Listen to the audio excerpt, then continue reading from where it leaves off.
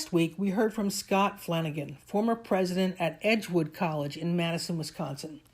One of the many things that Scott mentioned was the fact that Edgewood, while a private school, still receives some state funding from the state of Wisconsin. So this week, I thought we'd look at state budget priorities and how they affect higher education. As you will hear in my upcoming interview with Scott Pattison, higher education presidents and senior leaders have every reason to be worried about the next economic downturn, as it could happen sometime in 2020. In terms of state funding for higher ed, and again, publics and privates depend upon it, it's one of the first line items to go, our guest speaker will tell us. State governments talk about the urban-rural divide a lot. It's what helps get them elected. And anytime you look at the pie charts of state expenses, only a small fraction goes to higher ed on a good day in robust economic times. And when there's an economic downturn, it's often one of the very first line items to be cut. And then when there's a decline in state revenues, higher education suffers, and this then by extension could have a serious impact on tuition, student debt, and then by extension, college athletics. Here are some key points to keep in mind. Governors talk about the rural versus urban divide all the time. That's important to them for the economic reasons of driving tax dollars to the state budget. Mark Zandi from Moody's.com, an economist, says that our Midwest is already in recession, so this could be the early canary in the coal mine. 2/3 of big cities expect an economic downturn in late 2020. So if your university is located in a city, it could be coming up quickly that an economic downturn may impact your students and your population. Higher ed receives about 10% of all state funds, but Medicaid is the problem. Medicaid keeps going up, and now on the average state budget, it sits at 20% of the entire state budget. Every single downturn that we've had in the last 100 years, there have been cuts to higher education. And states, particularly governors, are focused in a recession on people getting jobs, not four-year degrees. And that's a really important statistic for those of us in higher ed to keep our eyes on. So to help us understand further what these dynamics are, we're joined by Scott Pattison. And Scott is a sought-after expert in public finance, higher education, and workforce policy. He served as the CEO of the National Governors Association, the head of the National Association of State Budget Officers, and as the State Budget Officer of the Commonwealth of Virginia. Pattison has a unique perspective on the politics, structures, and actors that inform decision-making on these critical issues. From his early career in the federal government, Pattison has been a keen observer of the intersections of federal, state, and local governments, and most importantly, their impact on the economy, higher education, and employment.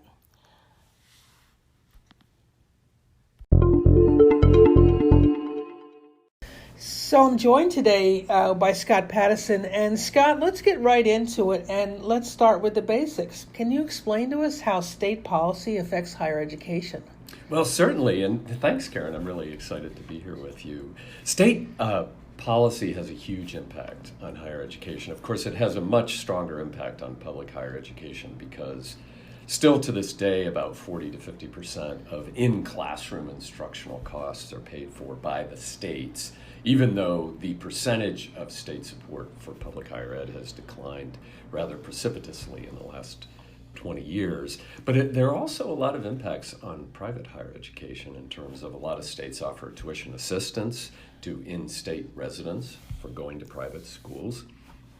And also, particularly for public higher ed, but sometimes for private higher ed, there are statutes and regulations and things like that that do impact higher education from a state policy perspective. And frankly, the other thing that I think is really important to mention is there's a huge intangible impact by state policymakers, certainly the governor, the highest elected official, but state legislators also have bully pulpits.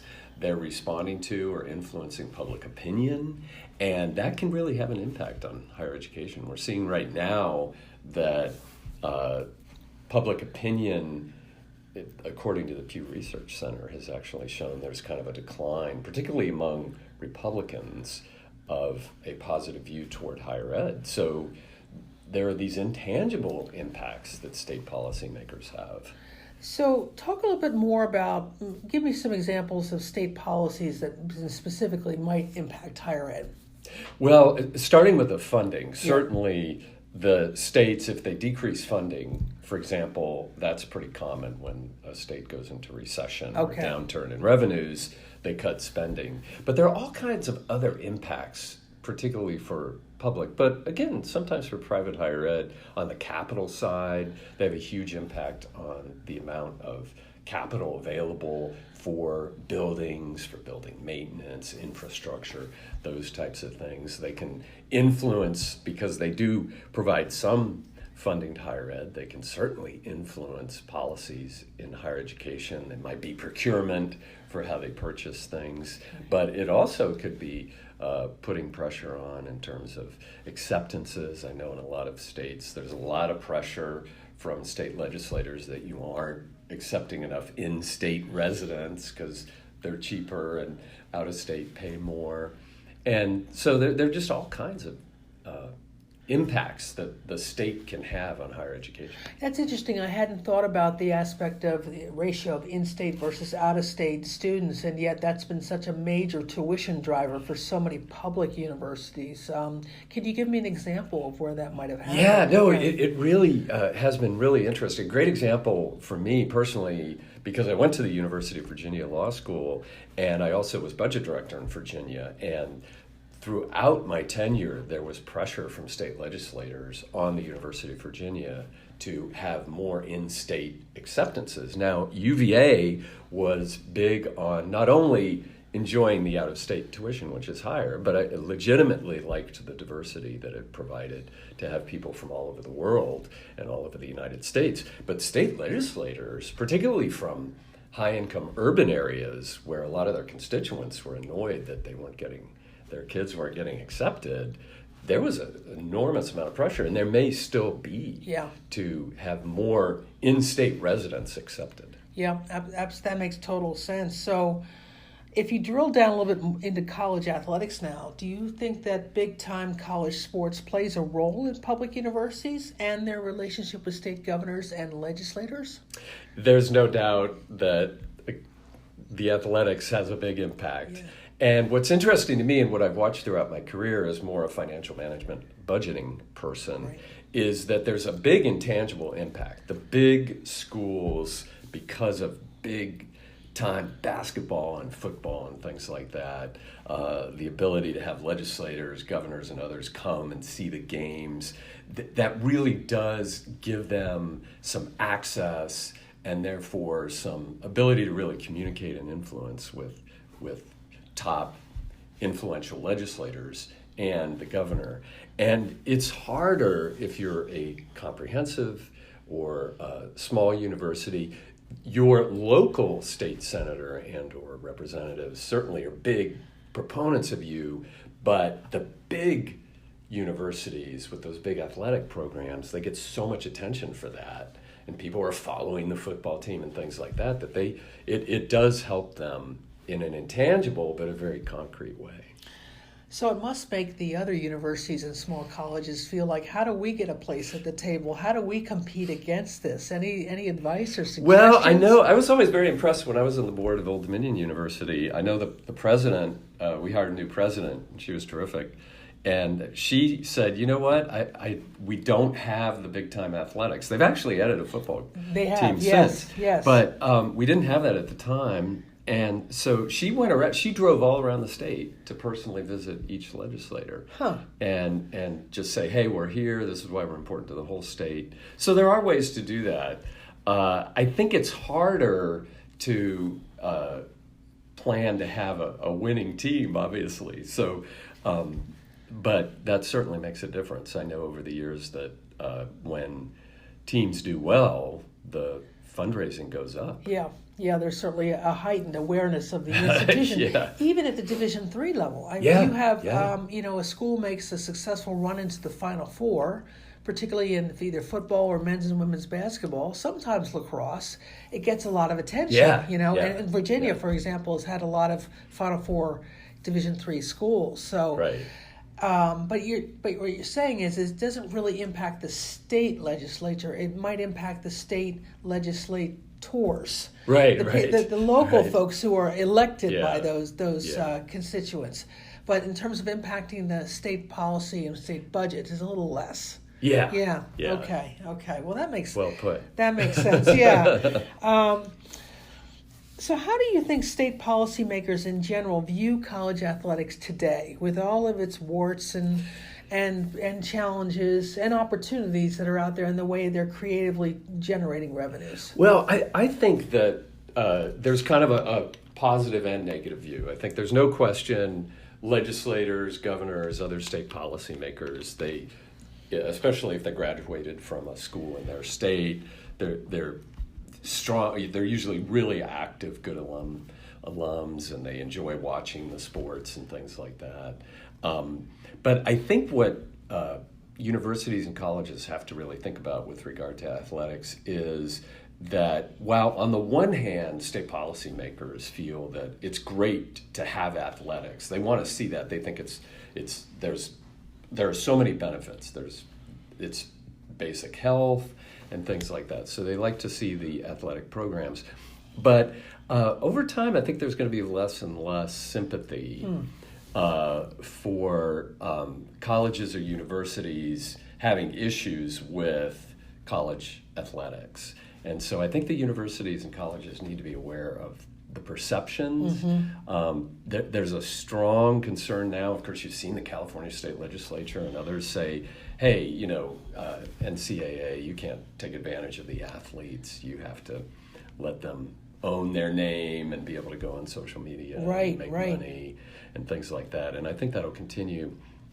The other thing is, and this is kind of a shame for the smaller universities that have less funding and they don't have that big time athletics program, but if they're in the red and running financial deficits, frankly, state policymakers aren't going to be sympathetic to that. What I mean by that is they're basically going to say, sorry, that's not our problem. And I think that's important to be aware of. It's not that overall, generally, they're really pro-athletics, but they're not sympathy. They don't have a lot of sympathy on that score. So let's take a little bit of a deeper dive into that. On campuses where they are running an athletics deficit, and quite frankly in Division I, it's nearly all of them. Yes. And there's a lot of tension with faculty and other governance organizations on campus. How far do state legislators get involved with that? Or even governors? I would say rarely is that an issue for them. Yeah. And again, I think from the state policymaker perspective, and frankly, I think this is a good thing, their view would be, that's your issue. You have to manage your campus and manage your finances on campus. We're not going to worry about that.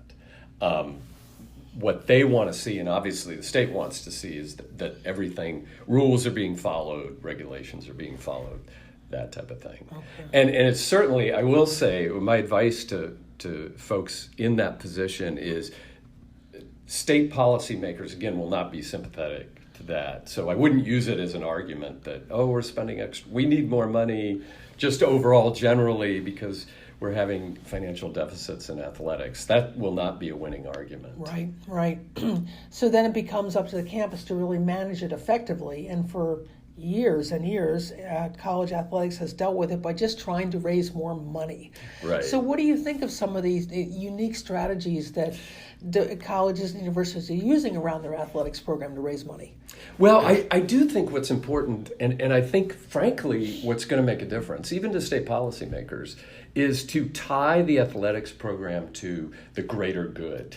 And you see some campuses doing this, and I think it's very effective. Have the athletes go in and go to junior high and high schools and try to encourage the students there to be exercising. We have a terrible obesity problem in the United States, and policymakers are very, very concerned about that. And so if you can tie in with local school systems and show the greater good, or frankly, even on the campus, are there a way for the athletics and the athletes there to show that they're trying to get the overall campus healthier and getting those who are not as active.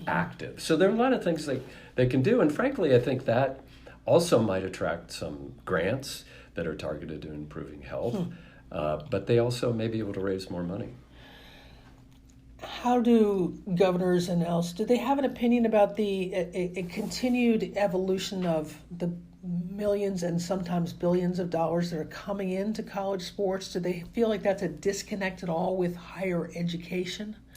Yes, and I think that's another public perception issue that universities, particularly the large ones that are bringing a lot of money as a result of sports, they really have to realize that the issue is what we've seen in the last few years is from a political and public opinion standpoint, a real strong desire on the part of the public that there be more focus on jobs.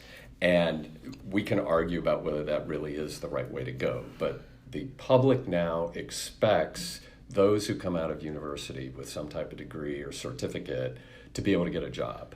And so over time, a lot of the public, and frankly, their state legislators and governors, are going to be concerned about money coming in for college athletics because they're going to feel that, wait a minute, you've got all this money going for the football team, the basketball team, or whatever, but we want to make sure you're really teaching students to get out and find a job. Tying that into the length of an education for a typical student, the cost of an education for a typical student, how do the state's governors look at student debt and student fees, particularly as it relates to athletics? Because a great number of programs are subsidized by student fees and institutional subsidies. That's a big concern. I've actually sat in on meetings of governors over the years in which they bring up they're very, very concerned about the increases in fees, and the debt is a huge issue. I've had governors actually in meetings with economists ask, is this hurting my state because I have students coming out with such debt? They're going to postpone purchasing a car, postpone purchasing a home, that type of thing, and therefore they won't be really spending and be participating in the economy. And of course, economists have concern about that. Yeah. The other thing that university and college officials should think about is that when there's a problem like that, state legislators are hearing about it all the time. They're out and about all the time. They're going into McDonald's for coffee and they're chatting with their constituents, or they're at a reception and they're chatting with constituents. And they're saying, my son didn't even graduate and has huge debt. So they're very, very aware of that. And I think, again, the juxtaposition of billions all over the country coming in for big football teams versus students coming out with, in many cases, not a degree but debt, is a big concern. And the more that constituents are concerned about that and complaining to their public officials, the more that's a concern for universities. Understood, yeah. And I think Commonwealth of Virginia actually put a cap on the amount of student fees that an institution was allowed to charge, just for that very reason. They were so concerned about if schools wanted to increase their athletics profile, they were turning back to their own students at the rate of $2,000 plus a year. And no matter whether the students cared about athletics or not, it was still, you still have to pay. And that's hard for students who have no interest in athletics whatsoever. No, it really is a concern because there's a threshold. It's hard to determine what it is. It's going to be dependent on the situation, but there's a threshold at which you go too high with whatever you're getting people to pay for, in this case fees, and you're going to really get some pushback. I heard an interesting comment a few weeks ago from the athletics director at Penn State University, and talking about the role that football plays in the daily life of State College. And I think they can figure that they'll have 6 or 7 home games every year. And they count on the economic benefits of those 6 or 7 home games to basically drive the revenues for the town.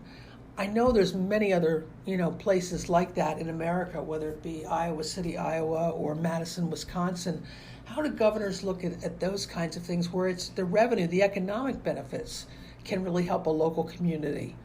Oh, yeah, no, they definitely see that Yeah. as important. And I would say every governor, their highest priority is almost always economic development and jobs. So they definitely see that. Yeah. And I'm sure they have state economists who are telling them about the benefits. It doesn't really discount the concerns about those other issues we've talked about today, but they definitely see that. Yeah. But again, then in contrast, I think that university officials need to think about, okay, how do we deal with a lacrosse team that's really losing money for us? Maybe the parents are there, but you're really not seeing very much of an economic benefit. Not that it's not a really beneficial thing, but it's something to think about. How do we deal with that? Right.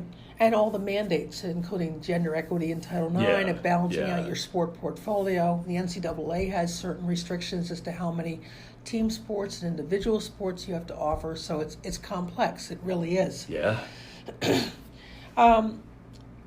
Do organizations like the National Governors Association or the state budget officers weigh the cost-benefit analysis of funding state universities in relation to the profile of their athletics program, like Penn State, like the University of Texas? I would say they don't look at the budget that way. The way that state officials are going to look at the budget is they're going to focus almost entirely on the general fund, which is basically the monies that come from just general taxes, like sales taxes, income taxes, and how that goes. And so what's particularly important to be aware of, if there's a downturn, those general revenues go down. And of course, quite a bit of the university funding, to the extent it exists at the state level, is going to be really affected and probably decline. So they're not really looking at it from the perspective of cost-benefit analysis with regard to collegiate athletics. And part of the reason for that is those are not on the general fund ledger. But they're going to have issues and concerns because they are hearing from constituents. They're going to have issues and concerns about fees, tuition, things like that. And you mentioned economic downturn, and inevitably we've been in this fantastic, bull run of a market, but eventually the gravy train's going to stop. So what's your prediction for not only higher education, but for the impact on intercollegiate athletics? Well, I would say it's so hard to predict the next downturn, but as you say, it's going to come. We've never skipped a downturn yet. There are quite a few economists starting to say they expect something toward the end of 2020, some think the middle part. They just did a survey of city finance officials who are starting to see a decline in local government revenue. That's usually a bit of a canary in the coal mine, a signal that there's some slowing. So I think people ought to be aware of that. I think that the next downturn, unfortunately, will have a significant impact on particularly public higher ed, because there are so many other costs that are mandated, particularly for healthcare and Medicaid, that states have to cover. There's no way they can avoid, unless they raise taxes, many people don't like that, to cut their funding for public higher ed, and in the case of private higher ed, probably tuition assistance grants and things like that. It's just simple math. If you're not going to grow the pie with more taxes, you're going to have to cut. So I think that universities should be very aware that that's a big concern for the next downturn. As far as impacting athletics, the problem there is, I think there'll be a bit of a threshold as to if they want to make up for some of the general fund cuts and do things like increase fees. I think there'll be a lot of political and public pressure to not do that in a significant manner. And I think that universities have to be aware of that, because there'll be a lot of pressure to want to find other revenues and funds, but to do too many increases in tuition fees and other types of revenue will really get a significant pushback, and I don't think that's worth it for the universities. That's great. Anything else that you're paying attention to on the horizon that maybe my listeners might be interested in hearing about? I do think that it's not finance related, but I do think that there's a crack in that dam about keeping athletics amateurs. And I really believe that that's going to really break. And I think I think in the next 5 to 10 years, we're going to look back and think, wow, there were some real changes, because I think there's an expectation not only with social media, but that athletes should have the freedom to do what they want with their name and make money. And whether people like it or not, I think that's the direction we're going in. Right. It seems to be a bipartisan issue at this point. I know, and there aren't many. That's right. Well, Scott, thank you so much for joining us today, enlightening us, giving us more insight from the position of the governors, state budget officers, and we really appreciate you joining us today. Yeah, thank you, Karen, and thank you for all the great work you do. Thank you. Take care.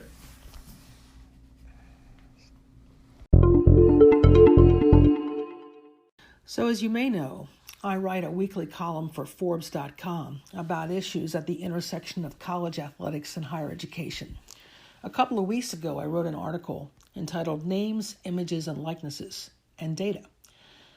And I want to share a little bit of my concerns about what I wrote in that article.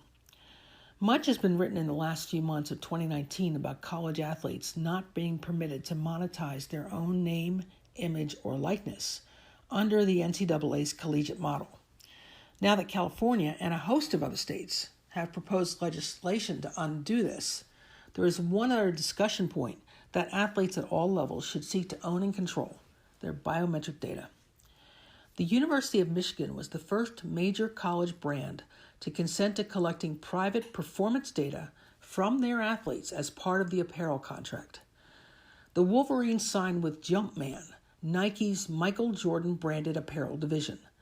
As part of that agreement, the $170 million deal may, quote, allow Nike to harvest personal data from Michigan athletes through the use of wearable technology like heart rate monitors, GPS trackers, and other devices that log myriad biological activities, unquote, according to a story in the New York Times. Two other important performance measurement indicators have emerged: measuring quality of sleep, including the time an athlete went to sleep and woke up, and class attendance. While some colleges have sleeping pods for football players, others are using Bluetooth beacon technology from companies such as Spotter EDU to track when players arrive and depart their assigned classrooms, like class attendance. As senior leaders in higher education, our students' personal data is not ours, especially their biometric data about physical performance, and should not be for sale as part of an apparel deal, a weight room software package, or any futuristic performance-enhancing clothing. Athletic directors especially need to consider the implications of trading off players' personal data for more lucrative contracts, as appears to be the case at Michigan.